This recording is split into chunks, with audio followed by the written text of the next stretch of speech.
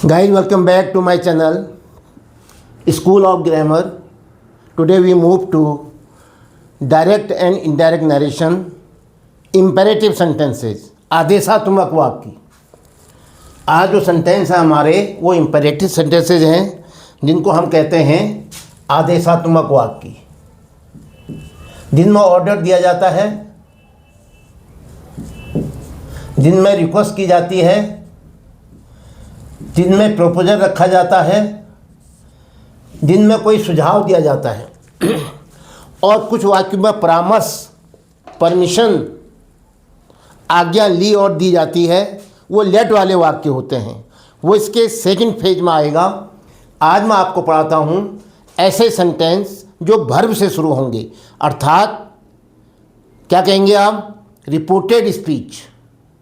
Inverted comma के अंदर start किससे लेगा सेंटेंस? वर्ब से। तो ऑब्जेक्ट कौन होगा? सामने खड़ा होगा और वो छिपा होगा। तो ऐसी स्थिति में हम क्या करते हैं रिपोर्टिंग वर्ब को? अगर ऑर्डर है तो ऑर्डर्ड, कमांड है तो कमांड, रिक्वेस्ट है तो रिक्वेस्ट, सजेशन है तो सजेस्ट, प्रपोजल है तो प्रपोज, ऐसे रिपोर्टिंग वर्ब में चेंज करते हैं। सेड और सेड टू को हम चेंज करेंगे आज, करेक्ट।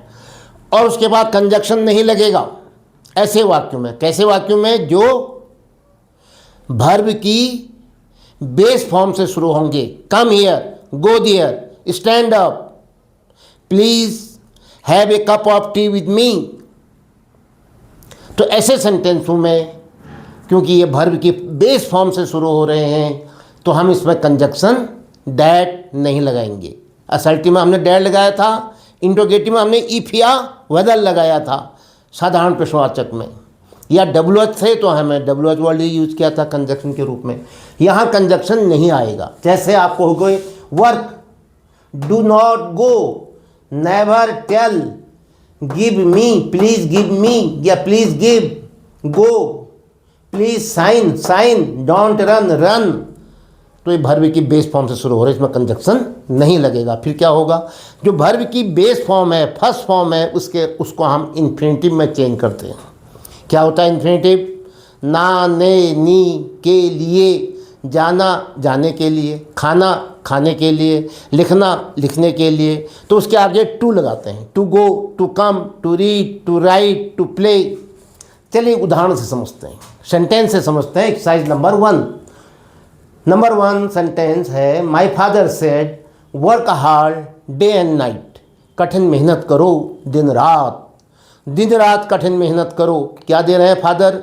मुझे क्या कह रहे हैं? क्या कहोगे? ऑर्डर दिया, रिक्वेस्ट की, फिर क्या किया?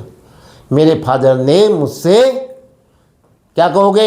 एडवाइस की, सलाह दी। तो इसमें एडवाइस भी आती है। तो चले इसका इंडायरेक्ट बनाओ। नंबर 1 कैसे कहोगे? My father. अब यहां देखो सेट किसमें बदल जाएगा? एडवाइज्ड में। पास्ट में है ये, ADVISED, ध्यान रखिएगा। वर्ब में क्या आएगा? एडवाइज्ड। अब डैड नहीं लगेगा, फिर क्या लगेगा? मैंने कहा था वर्क में क्या लगाओगे? To, to work hard day and night. Infinitive बन गया, लीजिए। टू प्लस वर्क, ये करेंगे हम, इक्वल टू वर्क। काम करने की, काम करने के लिए, ना, ने, नी या के लिए। My father advised to work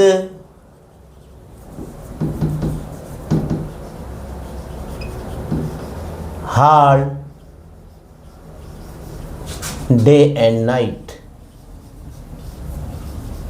रात दिन कठिन मेहनत करने की सलाह दी। Number 2, the doctor said to me, doctor ने मुझसे कहा, do not go in the cold, ठंड में मत जाना। तो डॉक्टर ने मुझे क्या दिया? आदेश दिया, रिक्वेस्ट की, सलाह दी। क्या अच्छा लग रहा है? सलाह दी। द डॉक्टर, बोलो,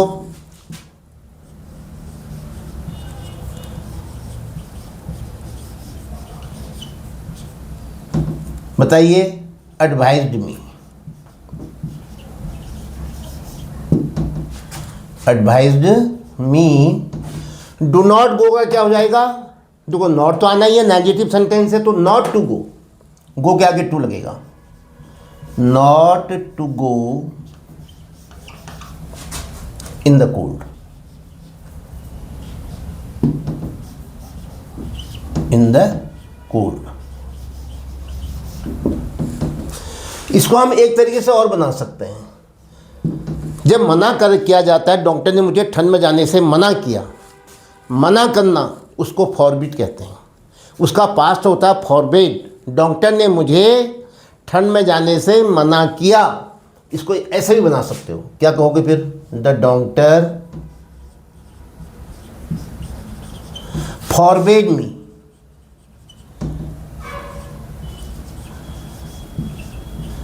फॉरबिड में क्या शामिल हो गया? नॉट, डू नॉट जो था वो यहाँ शामिल हो गया, मना किया।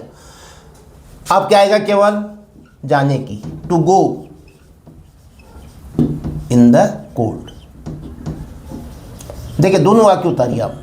The doctor advised me not to go in the cold. अब आपने नॉट को यहाँ डाल दिया, मना किया मैं। The doctor forbid me, negative word है ये, तो the doctor forbid me, doctor ने मुझे मना किया to go in the cold, ठंड में जाने से। नेक्स्ट नंबर 3 क्या है? The teacher said never tell a lie. क्या कहोगे? द टीचर ऑर्डर्ड मी होगा, रिक्वेस्टेड होगा, एडवाइज्ड होगा, एडवाइज्ड मी।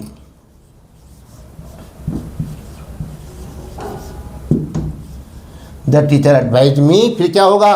नेवर के साथ नेवर ही आता है और टेल के आगे टू लग जाएगा, never to tell a lie, never to tell a lie. कभी भी झूठ न बोलने की सलाह दी। तो क्या लगा रहे हैं हम लोग? टेल के आगे टू लगा दे रहे हैं। वर्ब की बेस फॉर्म के आगे जिससे सेंटेंस शुरू हो रहा है उसके आगे हम टू लगा दे रहे हैं। Number 4 the beggar said to me, beggar ने मुझसे कहा please give me something to eat, कृपया मुझे खाने के लिए कुछ दे दीजिए। तो बेगर क्या कर रहा है? मुझसे ऑर्डर कर रहा है, सलाह दे रहा है या रिक्वेस्ट कर रहा है? रिक्वेस्ट कर रहा है। तो क्या कहोगे? The beggar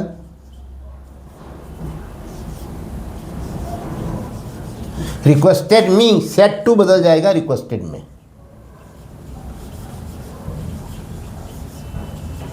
requested me, the beggar requested me. क्या रिक्वेस्ट की उसने? प्लीज हट गया। अब ये गिव के आगे क्या लगाओगे? देने की। तो गिव के आगे क्या लगाओगे? To, to give. फिर अभी इसको मैं फिर बताता हूँ। टू गिव लिख लो पहले, टू गिव मी, मुझे दो। कौन कह रहा मुझे दो? अरे जो बोलने वाला है, फर्स्ट पर्सन है ये, तो सब्जेक्ट के अनुसार बदलता है। सब्जेक्ट कौन है? द बेगर, भिखारी कह रहा मुझे दो। तो हम उसके लिए क्या कहेंगे? मुझे तो मैं अपने लिए कहूँगा, उसके लिए क्या कहूँगा? उसको दो। टू गिव हिम, मी का क्या हो जाएगा? Him. To give him something to ईट,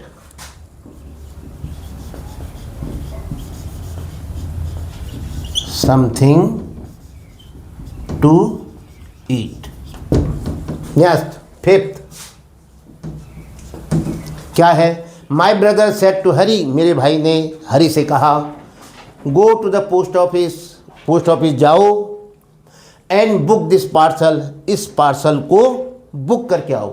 एक काम करता हूँ, मैं हरी नहीं लिखता हूँ, आपकी समझ में नहीं आ रहा है। My brother said to the servant,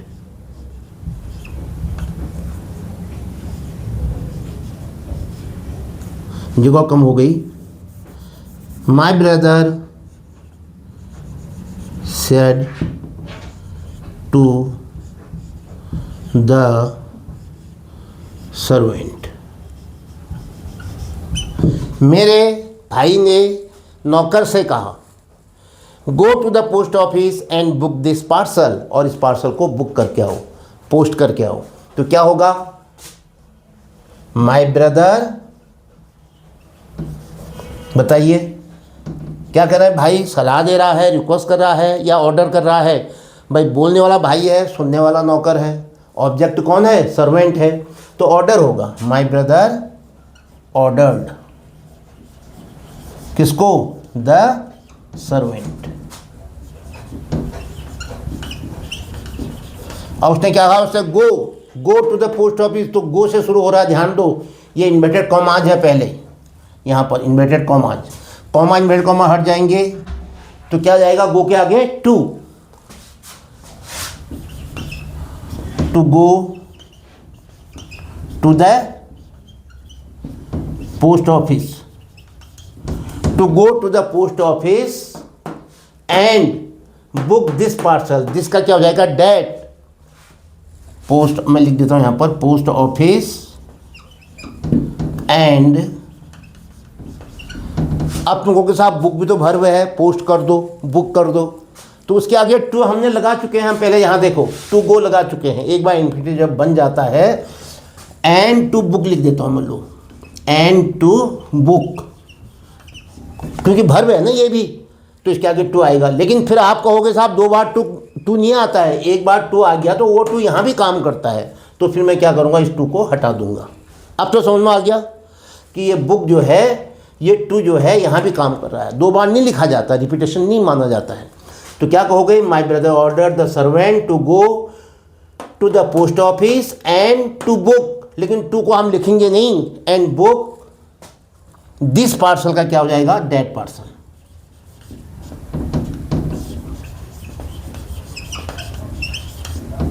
लीजिए नेक्स्ट 6 क्या था? The clerk said to my mother please sign over this cheque here, कृपया इस चेक पर यहाँ पर हस्ताक्षर कर दीजिए। क्लर्क ने मेरी माँ से कहा, तो क्लर्क ने क्या किया? द क्लर्क, बताओ, यहाँ प्लीज आया है, प्लीज हटेगा और यहाँ वर्ब क्या हो जाएगी? Requested.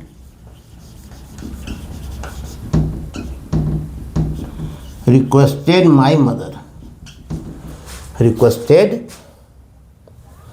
My mother,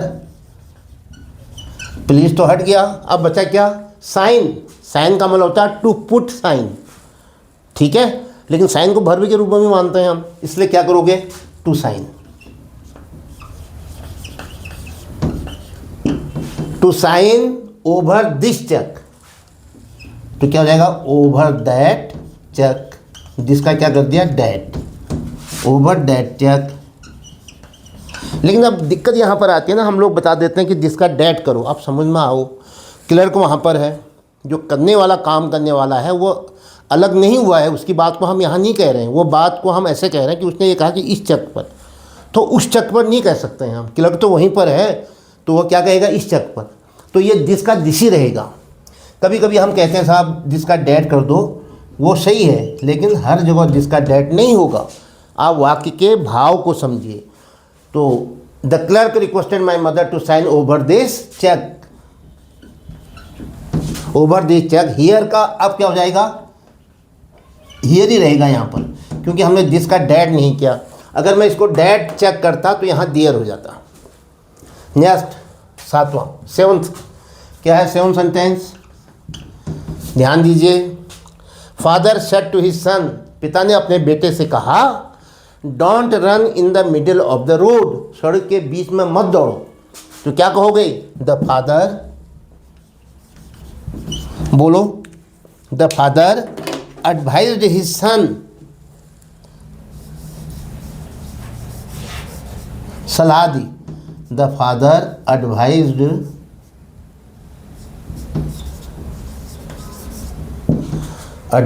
his son, do not का क्या हो जाएगा? Not to run, not to run, do not run का हो जाएगा not to run in the middle of the road, in the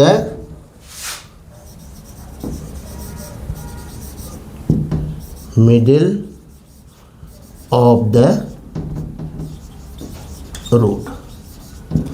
अब इस पर फॉरबिड भी आ सकता है, मना किया, तो वहाँ पर फिर डू नॉट नहीं आएगा, वहाँ पर टू आ जाएगा बस। The father forbid his son to run in the middle of the road. ये आप अपने अनुमान से करोगे। तो ये थे आज इंपेरेटिव सेंटेंसेज, आदेशात्मक वाक्य, जिनमें रिक्वेस्ट, एडवाइस और ऑर्डर होता था, ऑर्डर होता है, और उसके बाद वर्ब जो इन्वर्टेड कॉमा के अंदर है उसके आगे टू लगाते हैं, यानी उससे इन्फिनिटिव बना देते हैं। इसके साथ ही आज का ये वीडियो समाप्त होता है। जय हिंद।